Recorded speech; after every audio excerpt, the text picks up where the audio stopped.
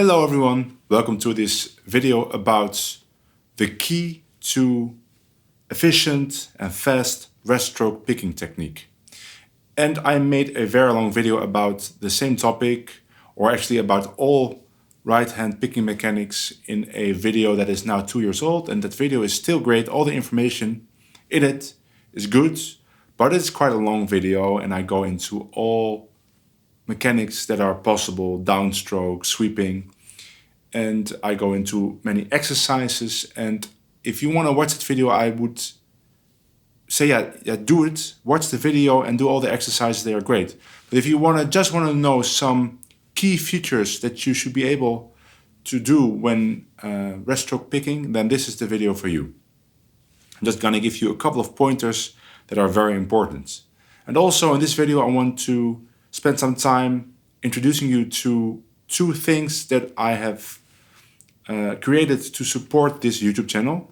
The first thing is a Patreon campaign. I got repeated messages from people telling me that I should start a Patreon campaign. I didn't know much about it, but I looked into it and I really liked it. So I just created a Patreon campaign today. And if you want to support this channel with a small donation, then please go to that page and support me. Now, if you can't afford that, then please don't support me, because I only want you to support me if a couple of dollars a month doesn't mean or make any difference to you. Otherwise, just enjoy the content for free, and you can help me a lot by subscribing to my YouTube channel, and that is free. And another thing is integration with Soundslice, and I will go into a complete tutorial on how to use that after I talk about the rest stroke. So let's talk about it.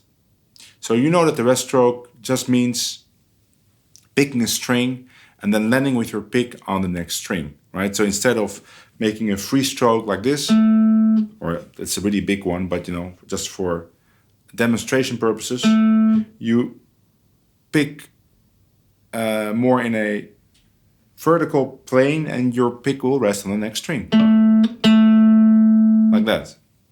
And that is an easy concept to get, but it is very difficult to see how you could do this fast, especially if you want to do double downstrokes. Because in the end, one of the keys to mastering the rest stroke while playing fast is mastering the double downstroke. And for that, it is very important to understand the concept of the half rest stroke to the full rest stroke. Now, the half rest stroke is a term that I came up with in that older video, and I just used it, or I just came up with that term on the fly because I needed a word that would describe the motion.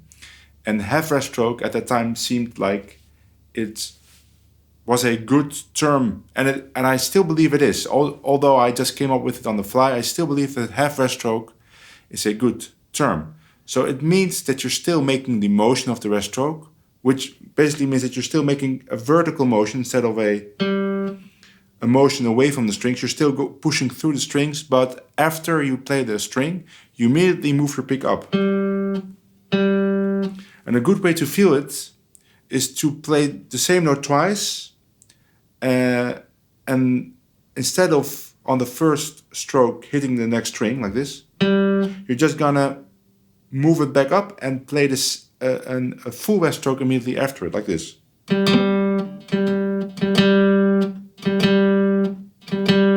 So if you do this, try to only hit the next string after the second stroke, not after the first stroke.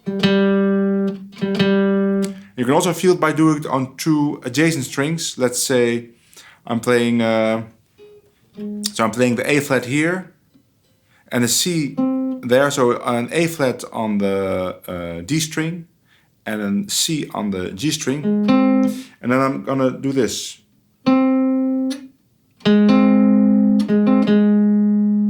Like this. Sorry, C, A flat.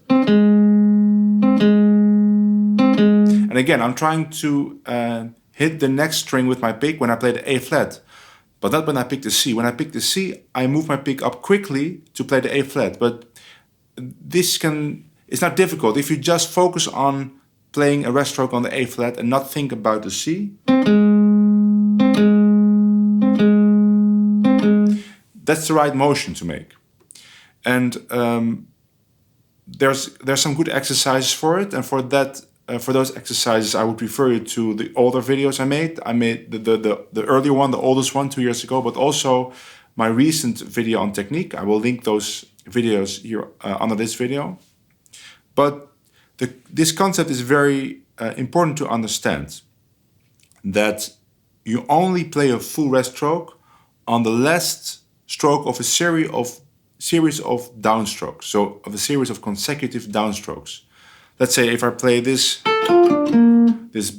A or B flat major arpeggio, so A, F, D, B flat, then only the last one would be a rest stroke. All the others would be a half rest stroke. Those are just smaller motions. The notes are also less accented, they're softer. I'm focusing on the last one.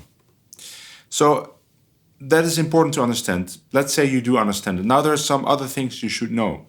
One thing is about the grip on the pick. The grip on the pick should be very light. It should be so light that if you pick a string, you feel the pick move in your hand. So what this creates is what some people refer to as pick slanting.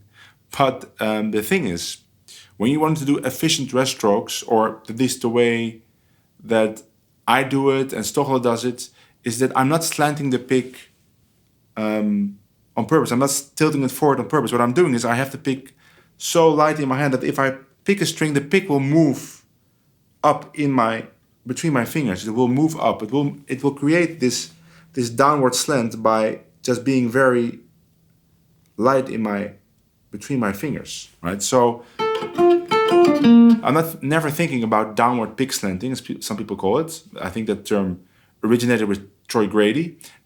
You could still do it, but it's more important that you have the light grip on the pick, and then you could have the pick straight because it will be slanted anyway.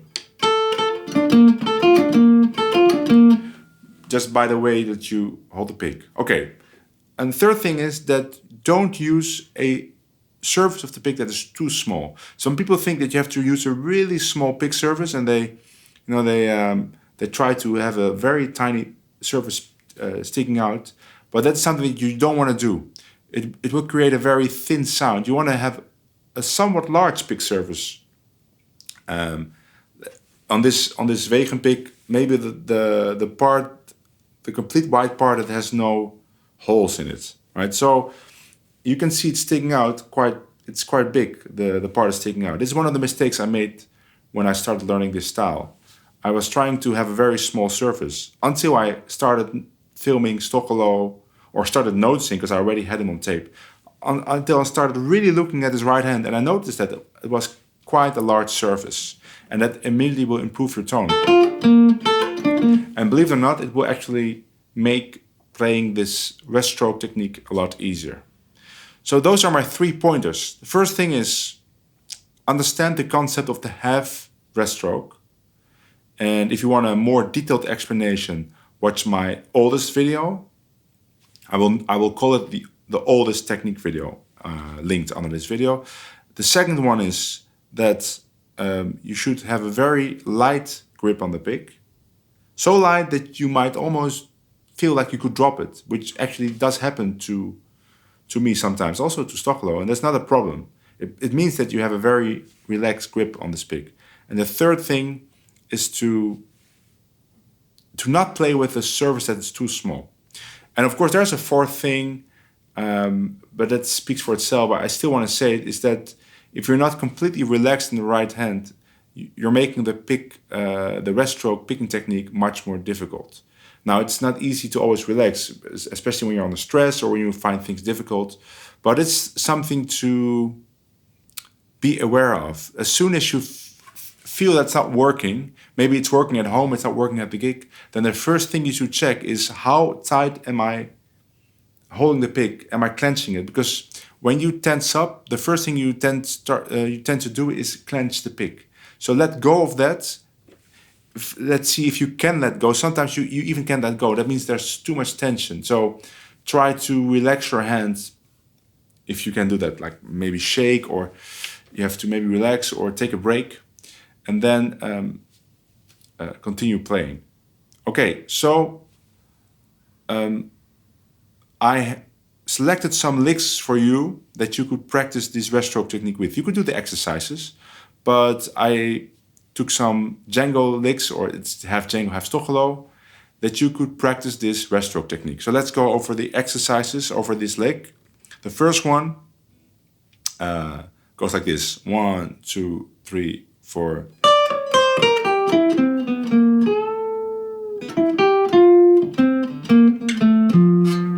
So you can see that the half rest stroke note is red, right? Or actually the consecutive downstrokes are both red, because in this one it's only one.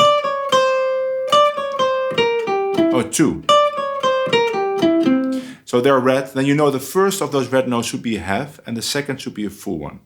And then the second exercise, or the second lick, is this one.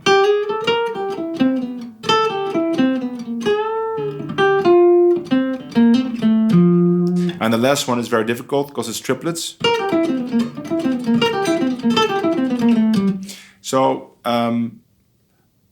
I would suggest you go to Soundslice and practice with me with a tab, and you can loop it and practice at half tempo, and only practice it faster if you feel comfortable. So the main thing, another thing about the double or the consecutive downstrokes is that you shouldn't focus too much on the half rest strokes. Focus more on the notes around the half rest strokes, around the rest strokes in itself. So maybe the note before the half rest stroke and the note after the half rest stroke, which is a full rest stroke. And if you want to know more about that concept, watch my video where I talk about the very difficult phrases in rhythm future. And the second phrase I talk about has this concept too. And I talk about the importance of playing the notes around the rest strokes. That was it for the rest stroke. Let's switch to my computer screen and I'll show you exactly on how to use Soundslice with my videos. Okay, let's see how we could use this awesome site software called SoundClick in cooperation with my YouTube channel. So let's say you're on my channel and maybe you're on my Gypsy Jazz Guitar Instruction playlist and you're watching this quite popular video called Why Gypsy Jazz Picking Technique is the Most Powerful Technique. So, you know, you're watching it on YouTube and it's great, but now you want to practice the licks. And so then you just go to the description on the video and you'll see a Soundslice integration link. So if it's not integrated with Soundslice, and some videos are not yet integrated or they don't contain any tab that is useful to have on Soundslice, but if it is, then there's a link under the video and you just click on it and you go directly to Soundslice, and then you'll see the video again with the tab in Soundslice format. So if you play the video, it will just play from the beginning. And you can watch the cursor here, you see where we're at in the video. But let's say you want to practice the first lick. So you just select that note, or the bar, you could do whatever. And you press play here on it. And it will play, as you can see. And the sound is actually in sync with the notes. That's pretty awesome. Or so the second lick, let's go to this part. Okay, but now you want to practice it, but you don't want to practice at full speed. And maybe you want to practice, let's say you want to practice the first bar. So you can just select this part. So I'm selecting one bar before, so I always have a kind of a count in. And when I press play now, it will loop it.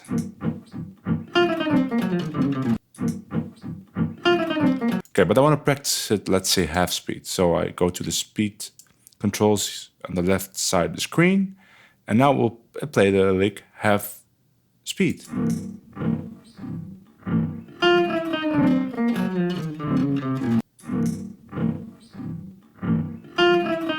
So it's pretty awesome. You can choose several speeds, 50%, 75, 100%. And now It's also very easy to navigate the video this way, because maybe you want to see what I have to say about this lick. And in this video, it's before I play the lick. So then you can just press here and you can start immediately at the lesson portion. So I truly recommend using a Soundslice when you want to practice material in my videos. It makes it very easy, very convenient. And I'm gonna put all the videos that are useful to have in Soundslice. From now on, I will put them also on Soundslice, and you will always know if that is the case by watching the description under my videos and press this Soundslice link. And while you're at it, you could also subscribe to my channel, of course. And this word here is the Dutch word for subscribing, abonneren. That was it for this video. I hope you can find a use for Soundslice, but I bet you can. Consider supporting me on Patreon, and of course subscribe to my YouTube channel, and I see everyone next time. Bye!